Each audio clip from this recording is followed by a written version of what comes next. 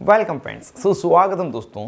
क्या आपको कमज़ोरी और थकान रहती है, हड्डियों और मांसपेशियों में दर्द रहता है, या आपके बाल झड़ रहे हैं, हेयर लॉस हो रहा है और आपको पूरे शरीर में कहीं पे भी फिक्स पॉइंट पे दर्द हो जा रहा है, तो हो सकता है आपके शरीर में भी विटामिन डी की कमी हो, जिसे हम मेडिकल टर्मिनोलॉजी में, मेडिकल लैंग्वेज में विटामिन डी डेफिशिएंसी कहते हैं। मगर यह विटामिन डी क्या है, इसकी कमी क्यों होती है, इसके क्या कारण हैं, कमी होने पर क्या क्या लक्षण दिखाई देते हैं, किस तरह से इसकी जांच की जाती है और सबसे मुख्य बात, इसका ट्रीटमेंट डॉक्टर द्वारा क्या दिया जाता है। इन्हीं बातों को इस वीडियो में हम जानेंगे, इस वीडियो को अंत तक देखें। साथ ही मेरे चैनल पर पहली बार है, मेरा वीडियो पहली बार देख रहे हैं तो चैनल को सब्सक्राइब करें, साथ ही वीडियो को लाइक और शेयर करना नहीं भूलें। मैं हूं आपका होस्ट मोहित आदिज, आप देख रहे हैं अपना YouTube channel learn about medicine. चलिए आज से कुछ नया सीखते हैं।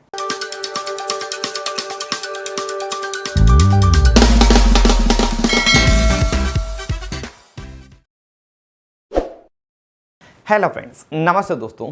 विटामिन डी, जिसे हम सनशाइन विटामिन के नाम से भी जानते हैं, यह एक फैट सोल्यूबल विटामिन है जो हमें सनलाइट, धूप से मिलता है। जब भी कोई व्यक्ति धूप के डायरेक्ट कांटेक्ट में जाता है तो स्किन के द्वारा यह विटामिन डी बनाया जाता है। विटामिन डी हमारे लिए एक एसेंशियल न्यूट्रिएंट के रूप में कार्य करता है। इसके बिना हमारे शरीर की प्रॉपर फंक्शनिंग नहीं हो पाती।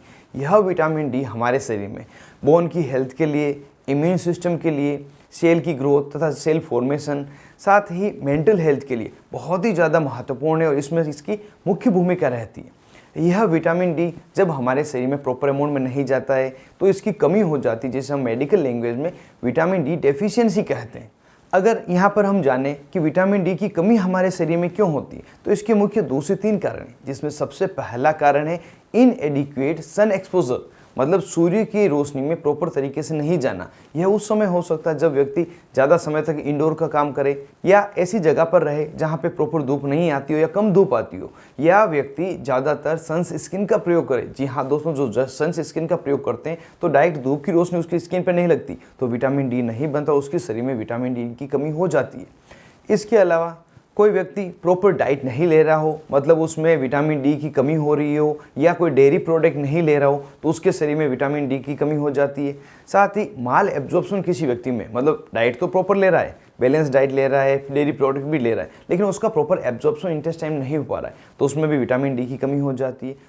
इसका एक और कारण है जिसमें व्यक्ति रेगुलर धूप के कांटेक्ट में रहता है फिर भी विटामिन डी की कमी हो जाती है, वह ये है कि व्यक्ति की जो स्किन का कलर है वह डार्क हो सकता है, या व्यक्ति की एज ज़्यादा हो सकती है, ओल्ड एज में हो सकता है, तो उसके स्किन के द्वारा विटामिन डी नहीं बनाया जाता है। तो इस स्थिति में भी विटामिन डी की कमी व्यक्ति के शरीर में हो जाती है। अब जब विटामिन डी की कमी शरीर में हो जाती है तो क्या क्या लक्षण दिखाई देते हैं उसको भी हम जान लेते हैं।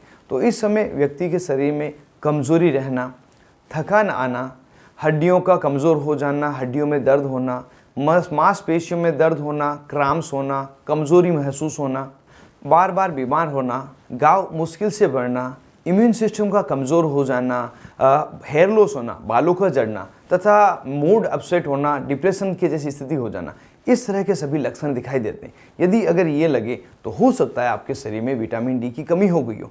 तो अब विटामिन डी की कमी होगी, इसको पहचाने कैसे? तो इसके लिए डॉक्टर के द्वारा कुछ जांचें करवाई जाती है, जिसमें विटामिन डी के लेवल को ब्लड में कितना है यह पता किया जाता है और इसके लिए खून की जांच ही की जाती है।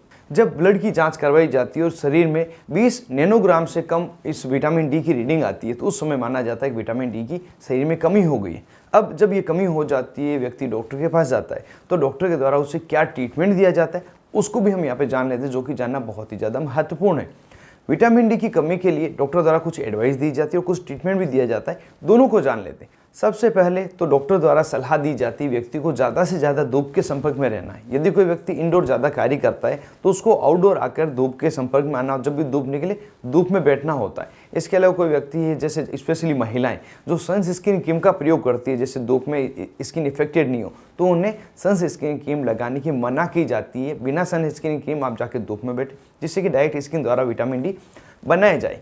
इसके अलावा व्यक्ति को डाइट सुधारने की सलाह दी जाती है, जिसमें बैलेंस डाइट लेवे, और यदि कोई वेजिटेरियन पर्सन है तो वो डेयरी प्रोडक्ट ज़्यादा से ज़्यादा प्रयोग करे, और नॉन वेजिटेरियन वो फिश ले सकता है।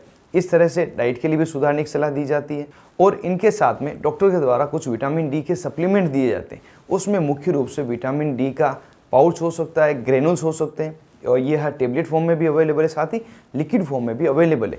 जब विटामिन डी का आप कोई सप्लीमेंट खरीदते हो उसमें कोलेकैल्सिफोर लिखा हुआ मिलेगा, ये इसका साइंटिफिक नेम है। इसे हफ्ते में एक बार लेने की डॉक्टर द्वारा सलाह दी जाती है। इसे 1 महीने से लगाकर 3 महीने लगातार दिया जाता है। अगर किसी को आवश्यकता है तो ज़्यादा समय के लिए भी दिया जा सकता है। अगर इसके ग्रेनुल ले रहे हैं तो उसको दूध में मिलाकर पी सकते हैं। अगर लिक्विड है तो उसको डायरेक्टली ले सकते हैं, और टेबलेट और कैप्सूल फॉर्म को तो आप पानी के साथ ले ही सकते हैं।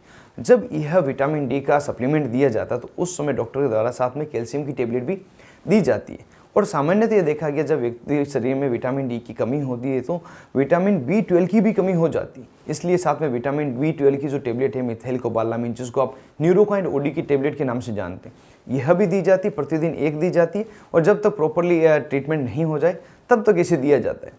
कोई महिला जो प्रेग्नेंट है या ब्रेस्ट फीडिंग मदर है, उनमें अगर विटामिन डी की कमी हुई हो तो उन्हें भी सप्लीमेंट देके उन्हें ठीक किया जा सकता है, क्योंकि सप्लीमेंट प्रेगनेंसी तथा ब्रेस्ट फीडिंग में भी सेफ है।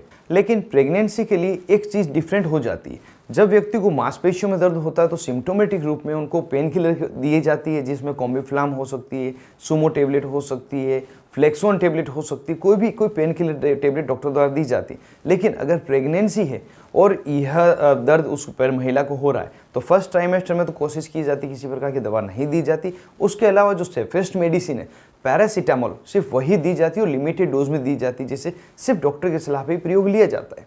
तो दोस्तों, यदि आपको किसी भी प्रकार के ऐसे लक्षण दिखाई दे जो कि विटामिन D3 के कमी के लक्षण है, तो तुरंत ही डॉक्टर से मिलकर अपना इलाज लें, जिससे कि किसी प्रकार की समस्या का आपको सामना नहीं करना पड़े। तो दोस्तों, आज की इस वीडियो में बस इतना ही। मिलते हैं किसी नए वीडियो में, नई दवा नई टॉपिक के साथ में। तब तक के लिए स्वस्थ रहें और मस्त रहें।